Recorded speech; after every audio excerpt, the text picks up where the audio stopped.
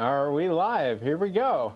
Hello, friendos, and welcome into another episode of the Something Always Nothing podcast, where we talk about something, but it's almost always nothing. I'm your host, Grim, and joined with me today is my co-host, King. How you doing today, King? I'm doing pretty good, man. How are you? Solid, brother, man. Solid, especially with the slate of topics we have for today, dude. I'm excited. You ready to tell people what our first topic of the day is going to be? Oh, man. I am excited. This is probably... First of all, I want to say, welcome in. Episode 4. We're here. We're doing it. Congratulations to you. Congratulations to us. I think congratulations all around, I think. Yeah. We're all winners. We're all winners. We made it another day, baby. Let's go another week. Yes. Favorite day of the week, Wednesday. Sand Podcast Wednesdays. We're going to trademark that. Just want you to know. Oh yeah, hump day special for you guys out there. Hump day, let's go. We have a lot of topics. We have a full slate. Excited, a lot of news. Let's jump into the first topic. Hit me. This is probably my favorite topic. It's about us. Here we go. Grim. For the purposes of this conversation, I'm going to use a term. It has meant different things for different people. Oh, okay. For the new generation, there's something called raw dogging. At least it wasn't Civity, but all right, we're going places. Follow me, Graham. There's this thing called raw dogging. It's not what you're thinking. It's different, okay? This is for people who like to get on planes and stare at the back of a seat. Have you heard about that? No. Don't they have in-flight movies for that?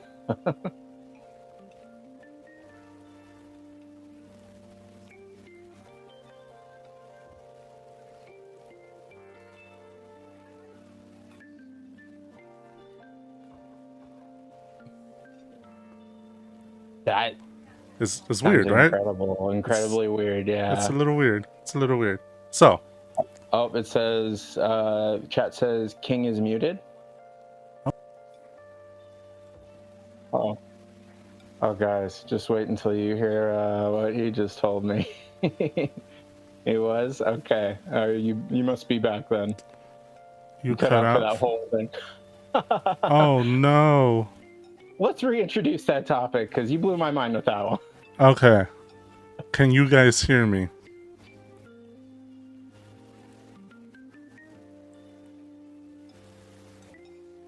Yes, yes. You're back. Perfect. Okay. If you missed that whole conversation, basically, there's this thing called raw dogging.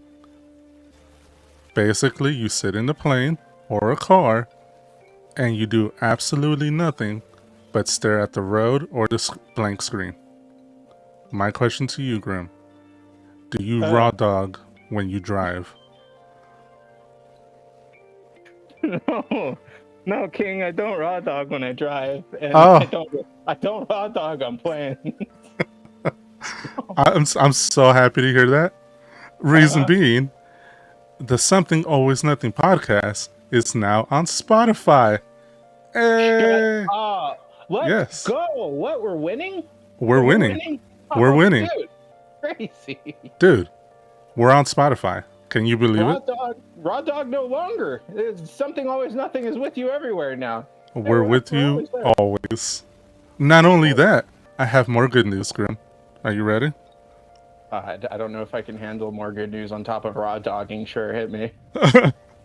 Not only are we on... Let's go! Let's go! What, dude? Hype! All right. We're like an official podcast now.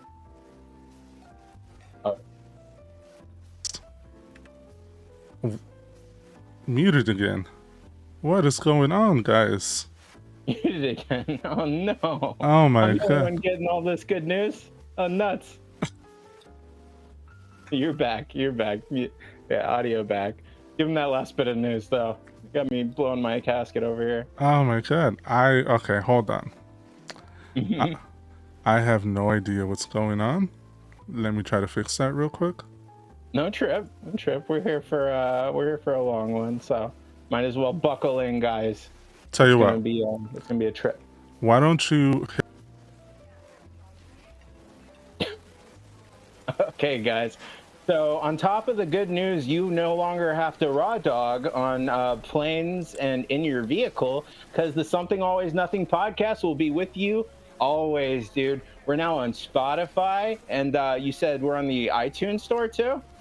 Apple Podcasts? Apple Podcasts, my G's. Let's go. Dude, double podcast. We're out there now. So, not only are we on Twitch, YouTube, we got our TikTok clips. We're also on Spotify, Apple Podcasts. Dude, that's huge. We That's are. totally huge. Yeah, We dude. are. Hype. We're, I'm so excited. we're everywhere. Hopefully you guys heard that. We are everywhere. You can listen to us on your smart fridge now, dude. What? Yeah, Yes. that's a dub. Throw us on your devices that start with A. You can ask your phone to play the Something Always Nothing podcast. What else? What else? Oh yeah, Siri's gonna bump us now for you. God, I hope I didn't activate mine. No, I'm good. Yeah, dude. Oh my god, that's the best news you could have given me. I didn't know where you were going with the raw dog topic, but I'm glad it landed somewhere wholesome. Okay. It won't. It's not all good news, Grim. I have some bad news for you as well. Oh, I knew there was a catch. What? What is it? There is a catch. I'm sorry.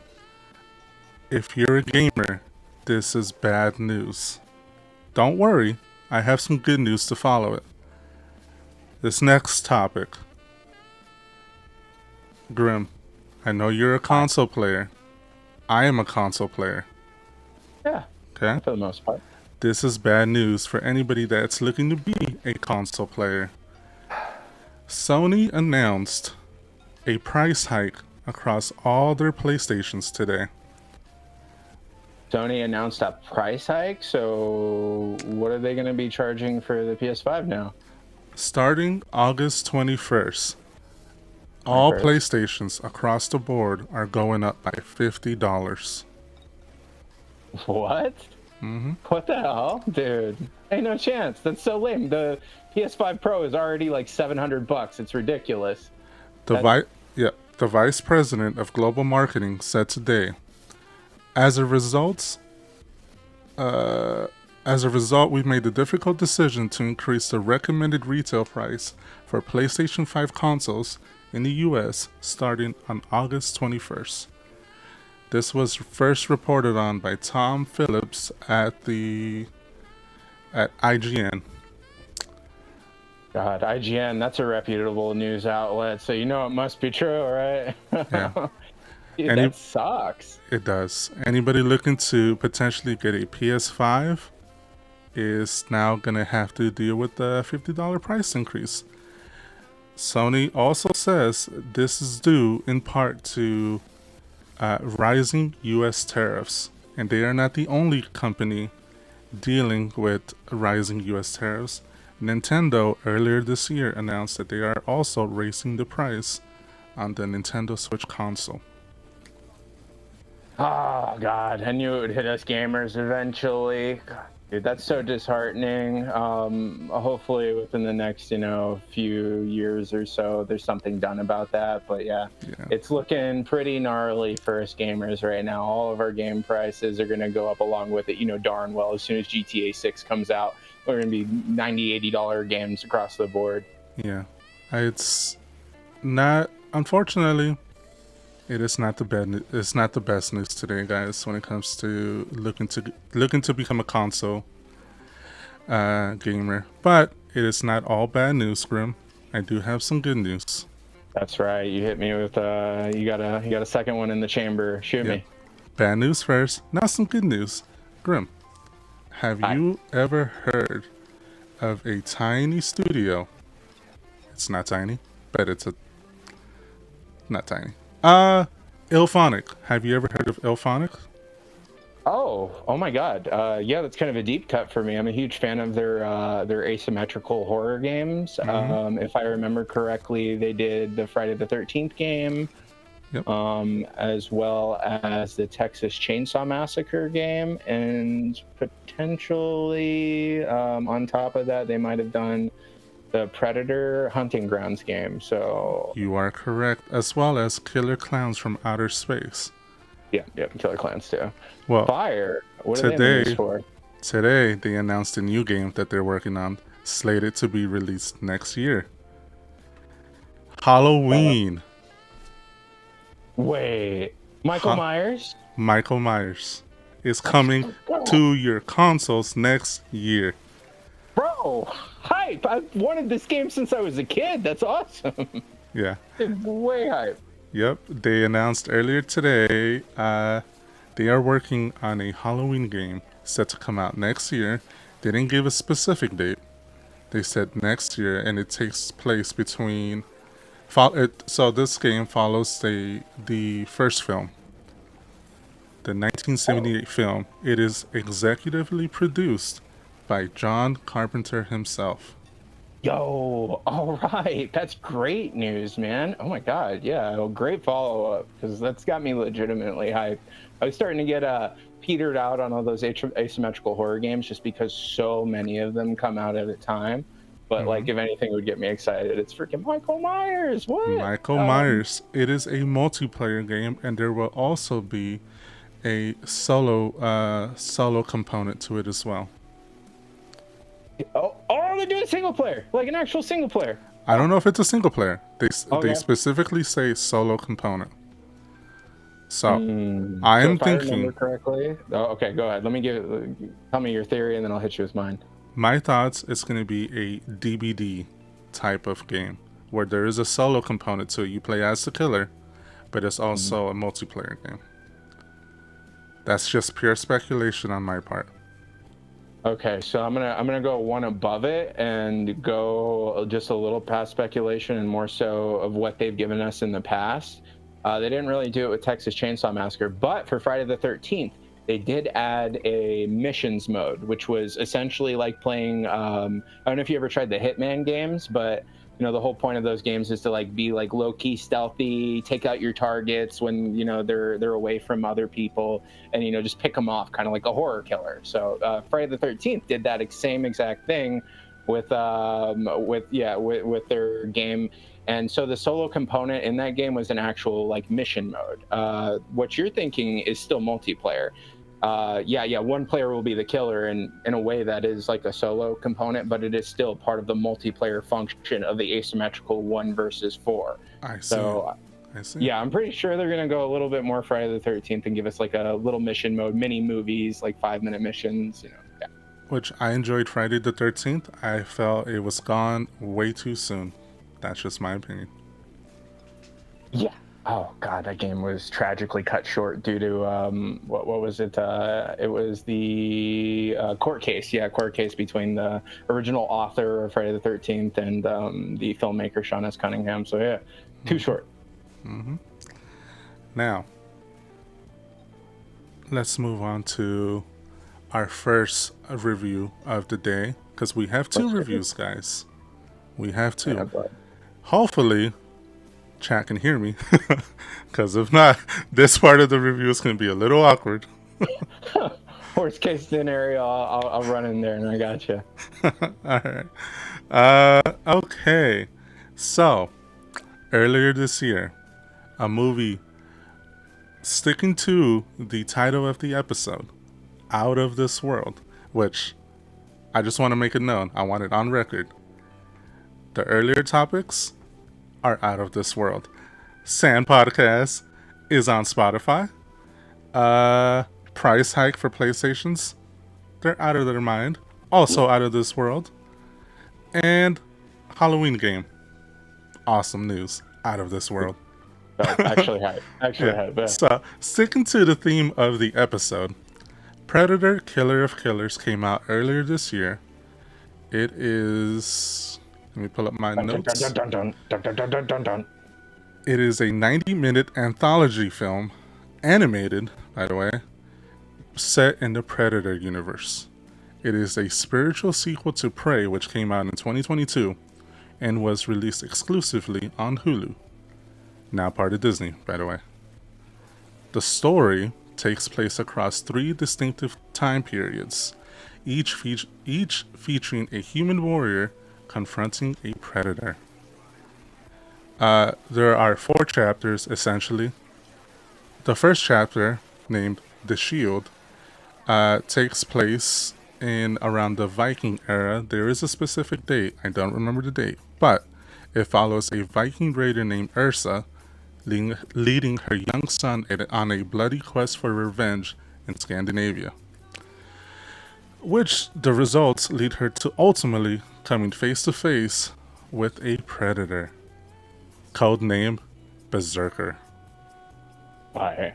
Yes. The second chapter, titled The Sword, personally my favorite chapter, follows twin samurai brothers, Kenji and Kiyoshi, in feudal era Japan, battling not only sibling rivalry, but also a deadly predator. That predator was awesome, I will also add. Yeah. Yes. Badass. Chapter 3. Hold on. Chapter 3, titled The Bullet, follows a World War II U.S. pilot named Torres. He engages an otherworldly threat in the air, by the way. All these chapters culminate in a battle royale with the titular characters facing off the chief predator. Bro, how cool is that?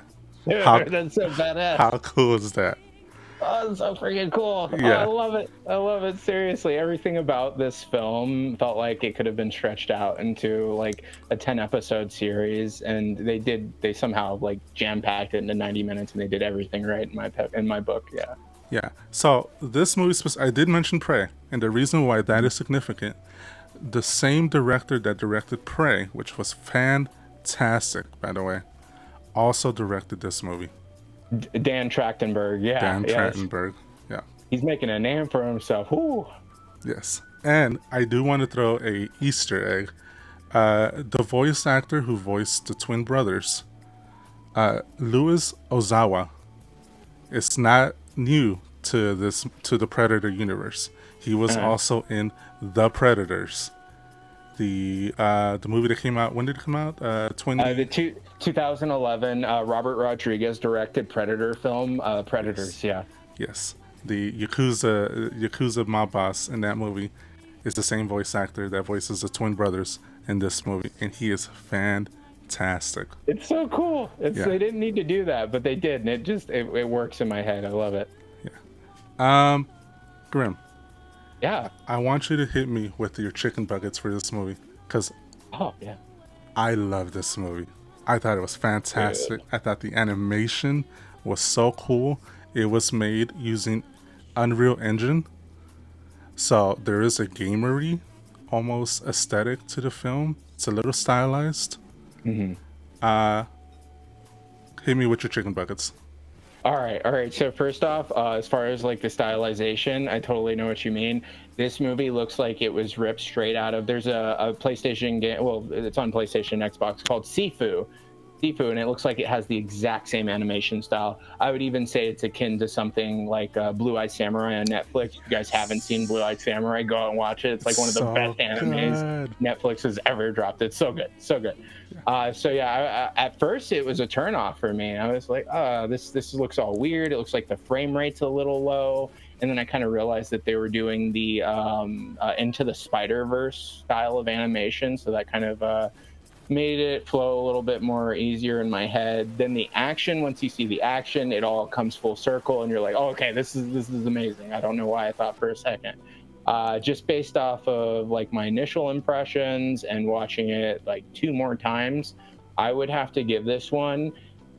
And it's crazy because I don't think I would give any of the other Predator films this same, aside from Prey and the original, I would give this one like I'm gonna do it. I'm gonna give this one 5 out of 5 chicken buckets, dude. I love this. I'm a huge Yo, Predator fan. Like, what? yeah, dude. Yeah, heavy. There wasn't really any dull moments for me where I was bored. There were a couple like questionable character choices. Uh, but aside from that, it was just dumb, awesome fun that honestly the rest of the Predator franchise can learn from because Dan Trachtenberg did it right. He did it He did right it in right. Prey. And then somehow, for me, he upped himself in this one. I would have given, Yes. yeah, Prey like a 4. I had to give this a 5 for sure. I love this movie, so I am with you. This is a 5 out of 5 chicken buckets for me. It was honestly my favorite chapter. So, first chapter, the shield. Second chapter, the sword. Third chapter, the bullet. Each one has its, oh man, the action in the shield, the emotional compass in the sword, the comedic timings of the bullet. Every single chapter hit for me. So, 5 out of 5 for me. It was Wow. amazing. I highly recommend this movie. That's the best rating you've ever given on this Yeah, podcast. yeah, Salute you. Ah, yeah. yes, sir. Let's go. Predator love. Yes, Yeah, sir. man. Yes, Awesome. sir. To be honest, Uh, this franchise needed it. They really needed it after the last few stinkers. um, I think so, man. I have a question for you, which I'll ask you at the end of the podcast. But Yeah. uh, let's give the people what they want. Yeah, I mean, we're here Yeah, to brother. talk aliens. Yeah. We Yeah. Oh, 1 second. Sorry. I think my dog is rummaging around. oh, Peanut, don't. everything Gosh, okay hold over on. Let there? me. No, no, my bad, dude. This never happened. Oh, what the?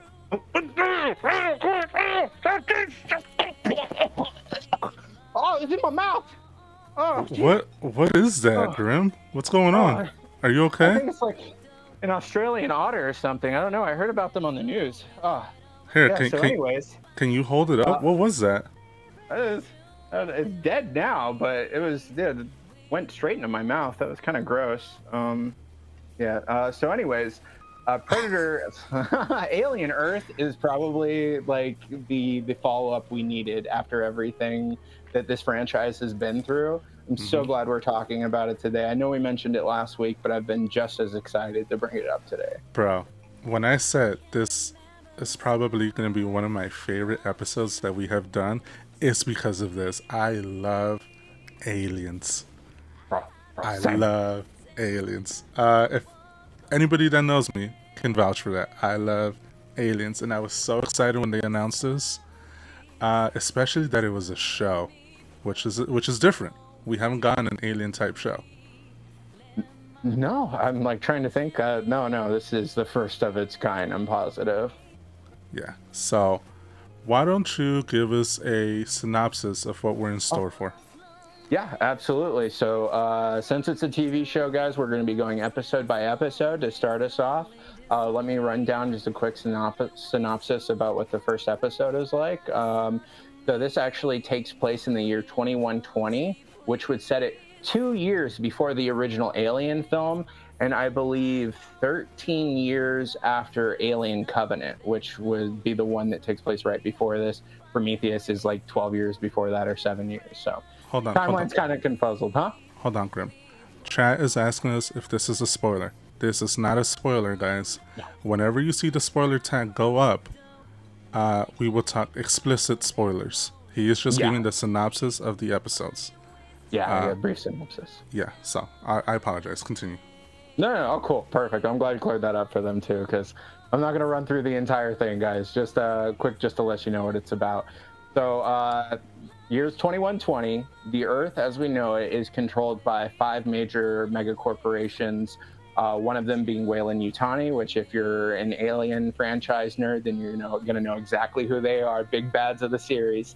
And another one of the big ones is called Prodigy. So this actually opens up with a deep sea vessel crashing into Earth. It's also one of the same vessels that they used in the original Alien film, so you're going to see a lot of similarities just in technology. And it also explores a new kind of soldier, which is hybrid children with minds inside synthetic bodies. We'll get more into that because We that's will crazy. get more into that. Yep, one of the main characters is pulled into a mission searching for her missing brother, and that's pretty much just a brief synopsis, give you an overlay of what the first episode is going to be like. Yeah, absolutely. I don't want to give too many juicy details away. Trust, these spoiler sections are going to be fat, guys. Yes. Are you ready to talk spoilers? Yeah. If you want to go right into spoilers of the first one, or yeah. Oh, you're right. So that was the first episode. Without going into spoilers, if you can, talk to us about episode 2, and then after that, we'll jump into spoilers for both episodes, guys.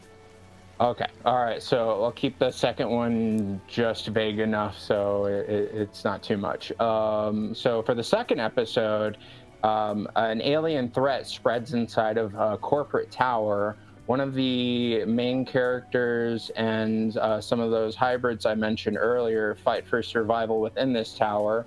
One of the main characters search for her brother, collides with the xenomorphs, as we're going to see later. Let's see. That's pretty much like I can't really say too much about these without dropping bombs. All right. Before we continue, guys, if you have not checked out Alien Earth episodes 1 and 2, which is what we're talking about, we're going to be talking about in this episode, are currently out. They're dropping weekly episodes, so we will be reviewing Alien Earth every other week. So next week we're going to be talking about something else, and the week after that we will be reviewing episodes 3 and 4, just for context. So let me throw up that spoiler tag. And Grim, you probably won't be able to see this, but I'm going to share some stills from the show. Oh, okay. So true. I'll see him in post. Yeah. I want to surprise you with something. I love aliens. Your surprises. Little guy behind you. Yeah. Hey, you got a little homie. There's I got a homie. Oh man. All right. Talk to me. Spoilers. All right, I think I swallowed those eggs wrong earlier. Oh no. I don't know, right? My luck. So spoilers for the first episode, guys. Let's get right into it. It opens with almost like a shot-for-shot recreation of the original Alien film. Everything from the flashing of the monitors, the technology on the ship, to the crew waking up in these almost egg-like pods, very much meant to simulate birth giving. Because it's big themes in these movies and shows. Yeah, you can imagine. It's like the thing that was just stuck to my face. So this opens up with the crew of the Maginot. And the Maginot is the name of the ship, named after an old French commander who was known. He made a line of defense during World War II that was infamously ran around by the Germans. So already the name is to simulate failure, against opposing forces, whatever. So just giving you a hint of the where the ship is going to end up. So it opens up with the crew. We get to meet certain characters, but the biggest one we meet is this guy named Morrow. And you don't find this out until a little later, but Morrow is a cyborg. So there's 3 different types of artificial intelligence. How should I say? They're strictly androids. There are cyborgs, which are humans that are implemented with cybernetic parts. And then there's hybrids, which this is the first time we are going to see cases of hybrids. So yeah, we meet. Yes, go ahead. No, I was just gonna say I enjoyed the way you broke it down. You broke it down for me, and it was simple. We have the cyborgs who are humans with robot parts. We have the androids who are robots that look like humans. And then we have the hybrids who are robot bodies, human minds, right? Yeah. So the hybrids are human minds. transferred over. Their consciousness is essentially transferred over into android bodies. But yeah, so we're gonna get to that too. So it opens up with the crew of the Maginot, and then like throughout, you're seeing brief flashes as the ship's going of just terrible things happening, and that is going to lead to us the ship actually crash landing on Earth in this city called New Siam, which is controlled by Prodigy, one of the mega corporations I named earlier. And right from there, we get to meet what is essentially our Peter Pan of the series, Boy Cavalier, who is a boy genius he's been obsessed with finding the answer to immortality, essentially. And he's perfected the hybrid project, transferring the consciousness of children into synthetic bodies. And the lead of these hybrids is a girl named Marcy, who's terminally ill with cancer. And Marcy gets her consciousness uploaded into one of these android bodies. And like as she's being uploaded, there's like glimpses of Peter Pan playing on the ceiling. And they give her the name Wendy, very much to simulate that she is the Wendy to Boy Cavalier's Peter Pan. You're going to see a lot of these allegories throughout. Wendy joins a unit of hybrids trained by Krish. This guy named it was Kirsch. Kirsch. Played wonderfully by Timothy Oliphant. So if there are any Justified fans out there, then you're gonna recognize the boy Tim Oliphant right away. Scream 2, Hitman. He's been in so much. Santa Clarita Diet. No, it was Santa Clarita. He's in there. So Wendy joins the unit led by Kirsch. She's also on a mission to reunite with her long-lost brother, Hermit. Hermit is the character's name. Very subtle because this guy, when the first time we see him, he's kind of a loner, a hermit, if you will. So we meet Wendy. She gets transferred into the body of this android, and then we have like a super introspective scene right after.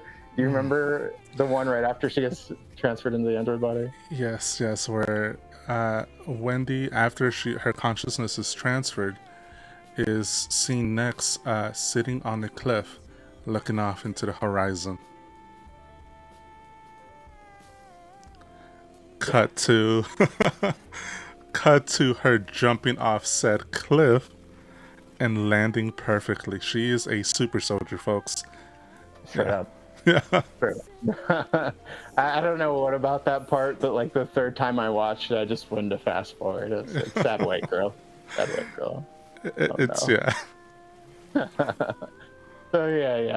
Wendy joins this unit, and while all this is going on, the Maginot that crash landed in New Siam on Earth, things start to go horribly wrong on that ship if they hadn't already, right? There's definitely some alien life on there. Meanwhile, we get more of Morrow, right? Yes, that's right. We get a scene of Morrow, one of the members of the ship Maginot, and we see a flash of him at the Mother computer. Every one of these alien ships has a AI named Mother, and I think even one of them was named Father. But yeah, it's the AI for the computer, and he's reporting back to Weyland-Yutani, the company.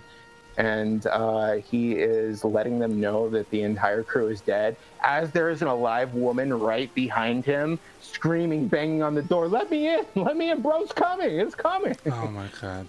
Yeah. I love this part because Morrow gets up and he this is the first time I think you see that he's a cyborg, because like his hand splits apart and this like blowtorch comes out, which is stick Mega Man arms. So cool. They're like, oh, okay, he's gonna help her. He's gonna let her in. No, bro, freaking blowtorches the door shut. He welds it shut, and then just leaves her to die. Oh my god! He's like, what are you doing? What are you doing? It's coming. Then he just goes back and finishes typing like, crew dead. Yeah, crew dead. So there's this lady that was just trying to get in. She gets brutally murdered by a xenomorph, and then there's this scene right after of the xenomorph right after it kills her, slowly like slinking back. So it's like. So good. This is not a comedy, folks. This is not a comedic show, but I could not help but laugh at that part just seeing a xenomorph back up and look at the camera. Honestly, it looks like anytime we see him, to me, he looks like he's smiling. I don't know. He's just happy to be there, man. He's just happy to be there. Bro, that scene is such gold. I'm gonna clip the ever living crap out of it. So I just put stupid pop music over every time. Yeah. I just wanna fly. That's so good. Yeah. So that's pretty much a quick rundown of the first episode. That Moro scene actually took closer place to the middle of it, but we just wanted to get through and mention that absolute gold there in the middle. Yeah. So that pretty much runs down the first episode without giving too much away to anybody. Like I said, if you're still watching and you haven't seen this, for the love of God, even after me explaining it, I'm intentionally not giving you all the juicy parts. Go watch it; it's worth it. I will say the amount of gore. I was not expecting the amounts of gore that we got in the first episode. In the first 10 minutes of it, I would say you're thrusted into the alien world. Oh my god, so good. Yeah, absolutely. This is such gold. They do very well at making this feel like it's like directly linked with the original. Like I said, from every shot of like the technology, you would believe that like, oh, this takes place 2 years before Sigourney Weaver has to fight one in space. Well, yeah, I believe that. I believe that through and through. If I was just gonna say, if you're a stickler for a design aesthetic to be consistent, is the perfect word. If you're a stickler for sequels or prequels to maintain the same aesthetic language, like as far as sets and production value, this is that. This show sticks to the design aesthetic of Alien, where you feel like, yeah, they could have taken this from when did the first one come out? 1979, dog. 1979. They could have taken this show from 1979, and I wouldn't be able to tell the difference. Like from the first crew that we meet, they're sporting the 70s hairstyles. I mean, the clothing. Tom Selleck mustache. I was like, oh, they did the mustache. Good. Yeah, it made me want a mustache, honestly. Don't do it. Don't do it. I get it now. I get it. The only bumming thing is that we didn't get one alien hug, one little. Well, yeah, next time. I'm sure it'll be later in the series. But yeah, man, let's give the first episode our chicken buckets. Then I'll run through the spoiler-free synopsis of episode 2. Oh, we're doing chicken buckets per episode? Yeah, absolutely. And then we'll do a culmination. We'll do an average at the very end, or just give our own, like, okay, overall, I thought this was All right, say less. This first episode, 4 out of 5 chicken buckets for me. It was really, really good. Like, really good. But I felt it was just a tease. Like, I wanted more. This show definitely, after watching the first episode, as soon as the credits rolled, which, by the way, the credits to the first episode and the second episode, gold. Like, I wanted more. Yeah. At the end of the first episode, we get a Black Sabbath, Rodney James Dio singing over it. Fire. Yeah. Yeah. So, what about you? Chicken buckets for you. First episode. First episode, chicken buckets, dude. I hate to ride your coattails on this one, but I really do have to vehemently agree with you on the 4 out of 5. Yeah. I think it was very close to like a perfect opening episode for me, but of course there's going to be a lot of exposition because, it's setting up this world all over again. So I'd have to, I'd give it a 4 out of 5 chicken buckets, but they gave me like 2 liters of Pepsi for free. And I even got like somebody else's birthday cake from a different order. I think they packaged it in by mistake, but I'm not going to complain. You got extra food? They comped my order. They comped it. They're like, this is on the house. What? Yeah. Yeah. It's weird. Okay. Well, we gotta go to the same chicken place. Yes. Okay. Before we get into the second episode, Are we gonna agree on chicken buckets on everything? Because I have a feeling that we're gonna agree on chicken buckets in this whole episode. I think so, dude. If you're going where I think you're going for episode 2, then yeah, this is gonna be the first time we're like on point with each other, which I love it. I love it. After so much discourse with the last several films, dude, we need this. Happy Gilmore 2 all over again. Maybe there will be an episode 5 of the Sand podcast after all, guys. Let's see. Let's see how the rest of this goes. Hit me with episode 2. So episode 2 is called Mr. October, and for our spoiler-free synopsis, put it as vague as possible. An alien threat spreads inside of a corporate tower. One of our main characters, who is the brother of one of our other main characters, Hermit, and the hybrids fight to survive inside this corporate tower. Wendy's search for her brother comes to a head. The xenomorph menace gets much more screen time this episode. This is where it really pops off, guys. Like, we're gonna get some heavy goodness in this. I'm sure, and I think that's about as much as I want to give away for the second episode. Me even saying xenomorph felt like a spoiler to me, but like, it's alien, guys. Yeah, It's okay, alien so Earth. technically Xenomorph is not a spoiler, guys. He was in the first episode in the first 10 minutes. So That's right. Oh, yeah. I forgot. And the second episode, if you love aliens, and I mean that in the literal sense, aliens, all-encompassing term, okay?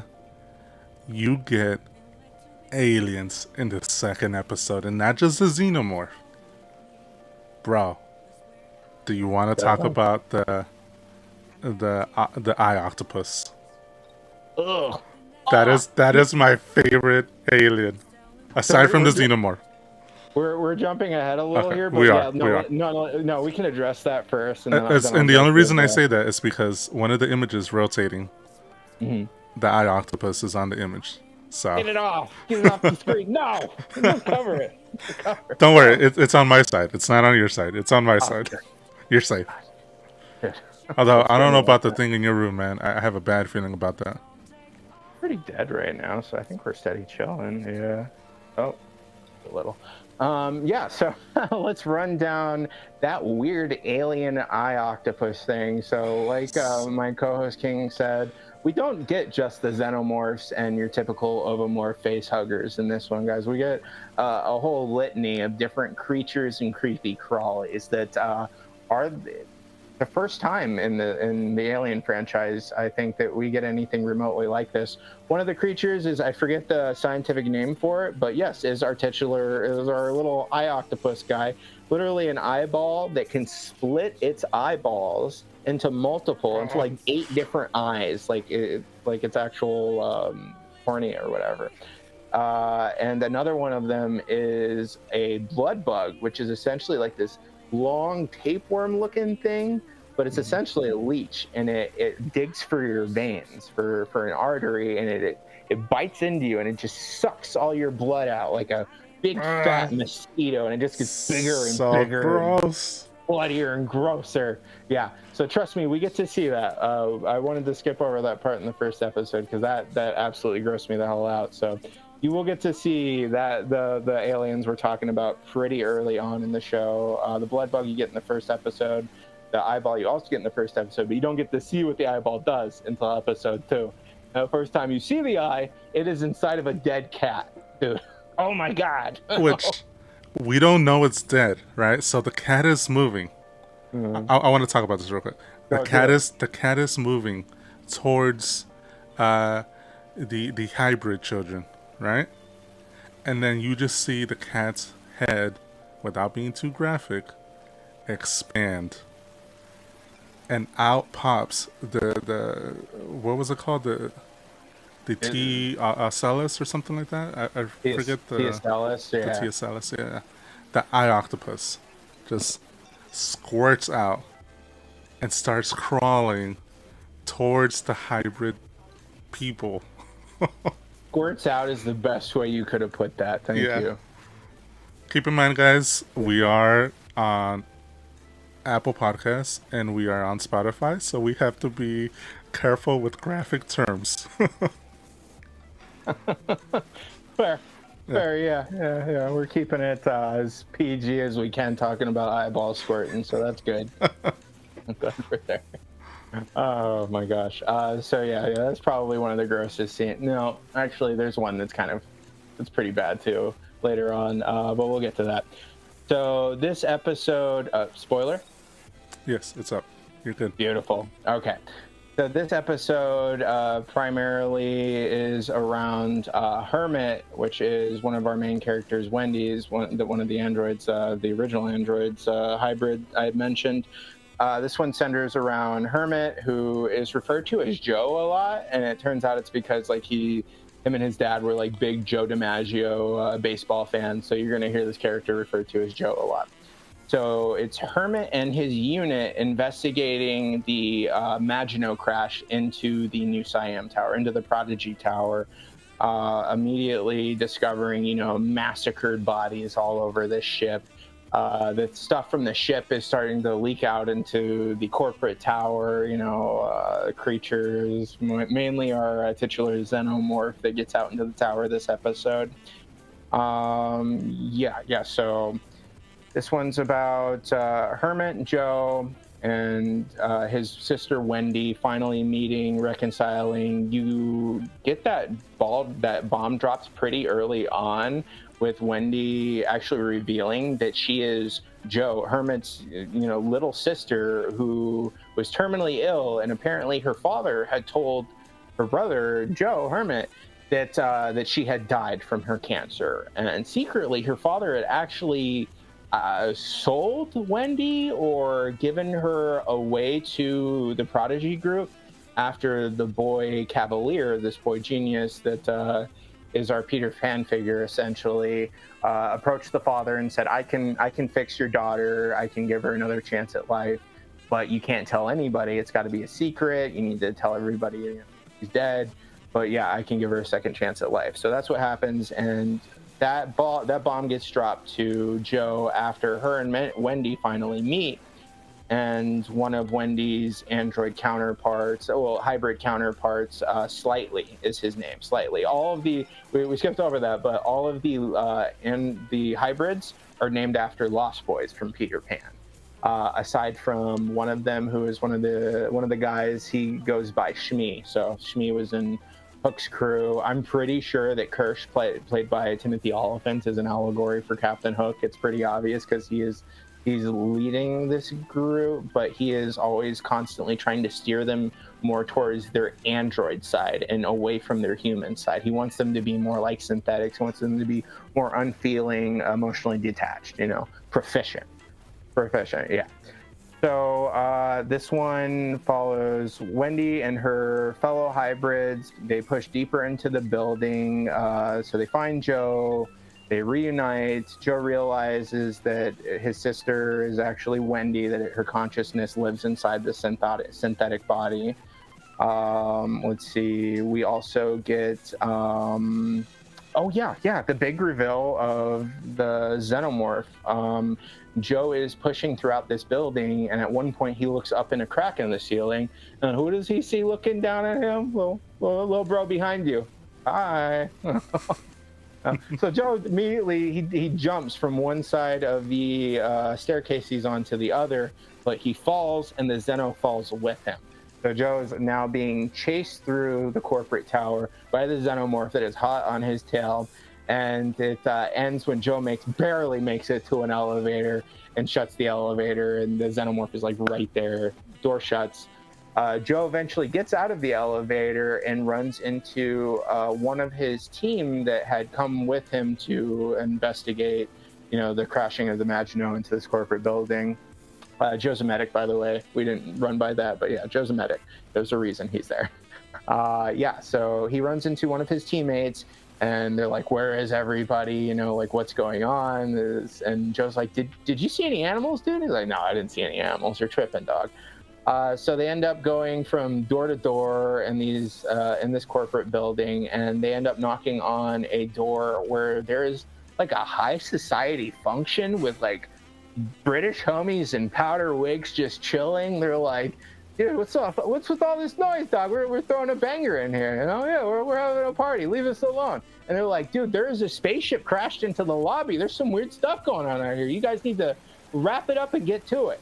You know, like, get out of here. Get out of here. We need to evacuate the building. So they don't take him seriously. They don't take Joe and his soldier buddy seriously. And then this scene is almost immediately followed up with there's a statue in the background while Joe and his soldier homie are knocking on this door. And then you see the statue start to move, bro. It's like, wait, was that moving before? Did that do that? And then surely enough, you see the xenomorph slink off of the statue. It's like, I will say the xenomorph is probably a pro at hide and seek, because he is hiding in plain sight pretty much almost every time we see him, and you never see him, even though he's right there. The set design, like in a lot of the Alien films, but like in the show in particular, is just so golden because they intentionally make all of the inner workings of the spaceship very, you know, dark, very tube-like, very smooth. So anytime the xenomorph is hiding on screen, you honestly don't see it until it moves. It's so good. So good. So yeah, you see this thing slink off of a statue. And as Joe finally realizes what's going on, this thing is already right behind them, right behind his soldier buddy. And he's like, move. And tell the soldier homie, move. The dude turns around. What does he do? He turns around as slow as possible. What does he do? He doesn't move. He doesn't move. He stays there. He stays there. As the Zeno gets up right into his face and hits him in the freaking, like, in this area, like his nose and like the top of his mouth. Just gone, dude, because there's a little xenomorph mouth that just right through his face. Picks bro up while it's holding him by his second tongue through his face and just shaking him around as the guy's letting off his assault rifle, just shooting everywhere wildly because he's got a freaking mouth through his face. This gets the attention of the partygoers inside. Powdered English bro with the wig comes out and he's like, what's going on? And then sees this, 9-foot tall xenomorph just dangling a dude around by his face. Bro freaks out, shuts the door. The xenomorph throws the soldier's body into Hermit, which knocks the door down, knocks the Hermit on the ground. He has his homie's, faceless body right here as the xenomorph comes into this room of screaming rich people and quite literally eats the rich. It's so good. It's so good. I love this scene. It's super, super gory, super violent. A lot of it is covered up because you're looking at this through Hermit's perspective, his POV, and he's on the ground with his homie on him. So you don't get to see the carnage as it's taking place, but the aftermath is, God, I swear, just as effective. Because Hermit gets up, everything's quiet. There was just a room full of screaming people. Everything's quiet. He picks up his soldier homie's gun, starts looking around. There's just a massacre. Blood, guts, viscera everywhere. It's fantastic. I love it. All the practical effects in this show, on point, dude. I'm a total gore fiend for when it's done right, so I'm a big junkie on 80s horror. This definitely gave me the vibes of something that was painstakingly handcrafted. The massacre scene, it is one of the best massacre scenes I think I've seen. It was visceral, very visceral. Oh my God, guys, I can't do it enough justice. That scene alone, I feel like sells the whole show. Yeah, I vehemently agree with that. It is fantastic, and the fact that it can do so much with so little actually on screen when it's happening, it speaks words to the set and production designers and the special effects artists. Joe's looking like, oh, okay, everybody's dead. That's not good. Until he looks around and he sees the original guy who had answered the door for them, rich, high life, powdered wig bro, is crawling on the ground. And you're like, oh, okay. And you see he's got no legs. He's literally ripped in half in the middle, and he's crawling away. But while you're seeing this guy crawl away, you get a shot from the other side of the room, facing Hermit now. And then you can see that right above Hermit on the balcony is the xenomorph creepy crawling along, dude. And then we get a really nice special effects shot that I later learned was, once again, all done practical. Practical. Yeah, super duper practical, my friend. Yeah, so the next shot you get is Hermit looking up, seeing the Zeno as it's crashing through the second floor little glass balcony that it's overlooking. Crashes through and like dives after Hermit, and Hermit does this cool little like just dodge barely out of the way as the Xeno's jumping for him. But his luck doesn't last very long, because even though he dodged that, the Zeno's on top of him almost immediately, and you think our boy is cooked, because the freaking Zeno's face is right there, like right next to his. And then right before anything can happen, who comes into the room but Moro, the cyborg homie that left his crew to die on the Maginot. So this guy is a true company man through and through.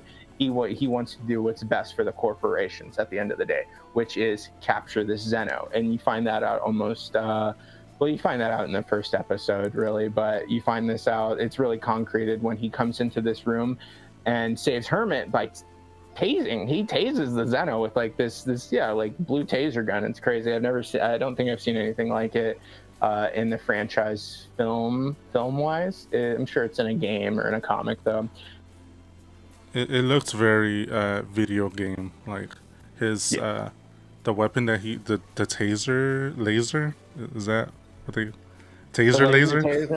Laser taser. Yeah, it was pretty freaking cool. Yeah, it's badass. It's really cool. And yeah, so you see Moro tase the Xenomorph off of Hermit. Hermit gets up and is like, dude, thank you. Oh my god. And then immediately Moro tases Hermit too and leaves him there. He leaves him there, and then he uses a special webbing gun, like that. I'm sure it's part of the taser. He uses a webbing feature on it, which kind of like simulates the cocooning that xenomorphs do to their victims when they bring live ones back to be cocooned and ovomorph face hug implanted with xeno babies. And then Moro drags the Zeno out of the room, down the hall, into an elevator where he runs into more rescue soldiers in the building. They immediately know bro is sus, so they're like, no, dude, drop that oddly, body-shaped bag that you're carrying, which is the Zeno that they can't see through the webbing. And he does so, puts his hands up, and then lets them handcuff him. And as they're handcuffing him, the Zeno breaks free and massacres the 4 soldiers that came to stop Moro within a matter of seconds. It's the quickest murders I've ever seen on screen. The carnage in the second episode, guys, like, yeah, it is intense. If you're an Alien fan, it's what you've been waiting for. So yes. The second episode will not let you down. So let me kind of run through to the end of this episode. We might skip over a few other things, but honestly, just go watch the show. Please go watch the show. It's fantastic. We're not doing it any justice. So near the end of the episode, Hermit, Wendy, and Slightly regroup. They rejoin, and they find a room that looks kind of like a control center, but in this room is a bunch of ovomorph eggs. We get our facehugger eggs, like the actual like from the first. It's on the poster of the first film, like what the eggs look like. They're creepy. They open up with like 4 different folds like on each side. Disgusting. So yeah, the crew finds our 3 characters here find these eggs, and as they're investigating this hole in the wall, you see our xenomorph start to come down from the ceiling, and it goes and it tackles the boy Hermit. It tackles Joe right out the freaking hole in the wall. So yeah, we literally just see bro, like after everything he's been through, like many like death attempt, many murder attempt escapes, whatever. We just see him get yeeted out of the hole in the wall with a Zeno, and then we're left to believe, is he dead? Is he being taken to be cocooned and implanted with a chest burster, a Zeno? And that's kind of how the episode ends. And then out of nowhere, we get Tool on the soundtrack, just blasting, bro. I'm telling you guys, the credits are fantastic. It has first one was what, Black Sabbath? Yeah, Black Sabbath with Rodney James Dio on the mic. Yeah, and the second one was Tool. I Yeah. am excited for the third one. I wonder what the third one's going to be. Oh, same. I I'm think I curious. think you made a joke earlier that just had me cracking up. You said What was it? the third one was going to be Hoobastank. Oh yeah, that's right. I mean, at this rate, yeah, we're bound for a Hoobastank track on the soundtrack for That sure. would be a dream come true. Hoobastank on an alien property. I would actually love that. All right, But it's better than 30 Seconds to Mars, at least. but all right, Grim. I Mhm. want you to hit me with your rating. But first, let me take off the spoilers. Okay. And then let me see. All right. First episode, you gave it 5 chicken buckets, or 4 chicken I gave buckets. I gave the first episode 4 out of 5 chicken buckets, and it was mainly because I think that's a lot of first episodes. You're gonna get a lot of setup, a lot of world building, which is nice and fun, but it's not always the most exciting. Second episode, however, we get that world building, but on top of that, we get some actual good bloody alien violence, gruesome visceral stuff, practical effects everywhere, some interesting character building. We get to see more of the Lost Boys, some of the other hybrids. Yeah, I feel like this second one, I don't want to be an alien stan, man, but this was a 5 out of 5 chicken buckets for me, easy. It was. Let's go. It was. Bro, I'm with you. 5 out of Yeah, 5 chicken buckets. I do it. It's the one time we're gonna be just perfectly aligned. The stars, they have met. Should we do our little fusion dance? I mean, Oh, is it this way? we're in sync, buddy. 5 out of 5 chicken buckets for me. Fine. This, Respect you. I love aliens. I cannot stress that enough. And in episode 2, not only did we get 1 alien, 2 aliens, we got 5 different species of aliens. We got spoiled. We got spoiled in this episode. Spoiled. Heavy. Bro, we got action, we got carnage, we got freaking robots. I mean, I'm just saying. Everything you could want from an alien property, I feel like we got just in the second episode.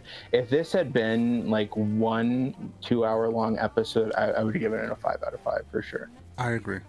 As far as first episodes go, this one was in terms of world building for a show. The first episode was a solid episode. The second episode expanded on the world building, and I feel like it's one of those buckle your seats, you're in for a ride. Dude, hell yeah. No, for real. Fantastic.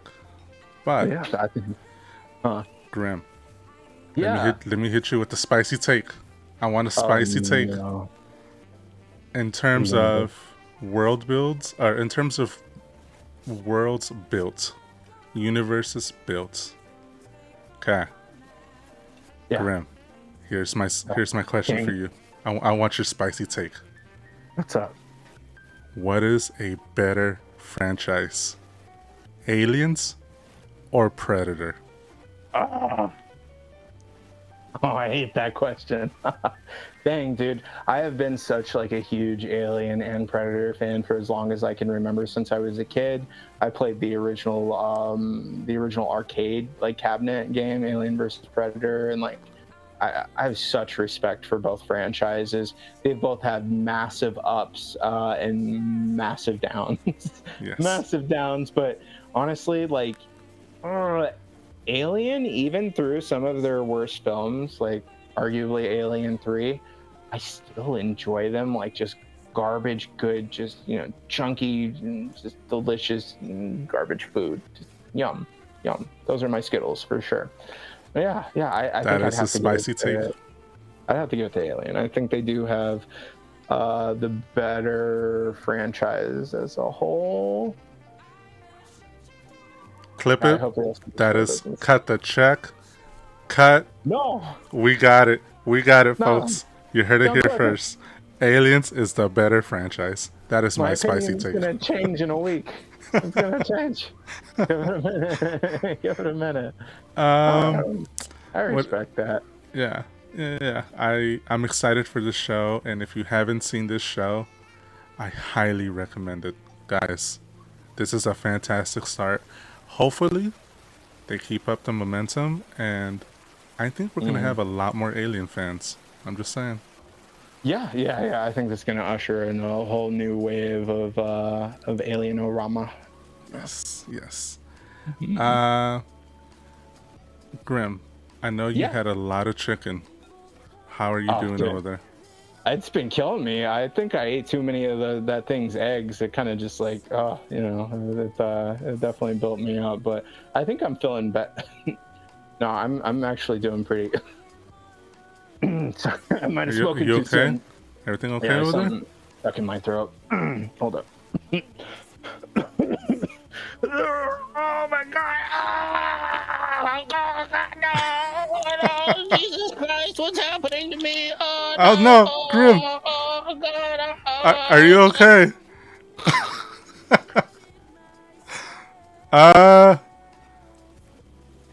Grim? Come in? Do you read me? Okay. Ladies and gentlemen, I think Grim is, non-existent. I think there is no more Grim. And I think that wraps up today's episode. Come back next week. We'll see if Grim made it. I hope he made it, cause next week we are talking Lilo and Stitch, the movie. But I think that wraps up today's episode. If you enjoyed this conversation, please make sure to subscribe so you never miss an update. Follow, like, and comment. Reach out on our socials down below. Thanks for hanging out with us, guys, and we'll catch you next time on the Something Always Nothing podcast. God, I hope Grim is okay. Bye.